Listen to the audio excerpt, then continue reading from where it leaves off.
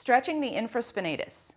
You can use a cloth stretch strap like what I have here, or you can just use your body weight. I prefer to use the stretch strap because it gives me a little more freedom of movement to get into the right position. However, for the sake of this video, I'll start with body weight.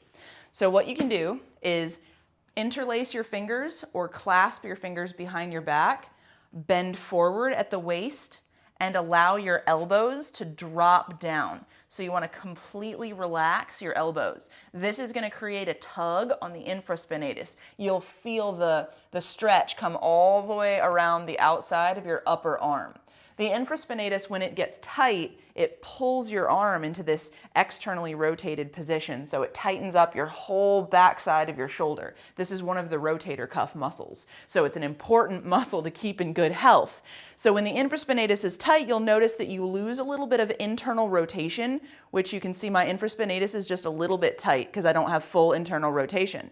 So for me, if I were stretching the right infraspinatus, I'm going to bend forward with my palm on the back of my hand on the small of my back, and I'm going to just allow my elbow to drop down. This is going to probably wing my scapula up a little bit, but I feel a very, very good stretch coming from my infraspinatus there. Infraspinatus can cause kind of a pinching sensation on the back side of the shoulder. It can make you feel like the back side of your shoulder is injured. You'll notice it when you're doing pushing movements. You'll notice it when you're doing pulling movements, or you'll notice it sometimes when you're doing other shoulder movements. So if I'm using a stretch strap, which is what I far prefer to do, I'll wrap it around my hands, get the right width, bring my hands up, and then allow my shoulders to fall apart. I'll play with the width.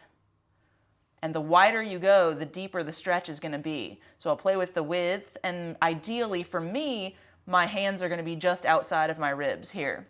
So you can kind of see my positioning. The stretch strap is over the small of my back. My hands are gripping the stretch strap, and I'm allowing my hands to fall to the sides. You don't have to have a stretch strap. You can use a belt, you can use a t-shirt, you can use a towel, you can use whatever you want. Stretch strap is just my go-to. That is stretching the infraspinatus.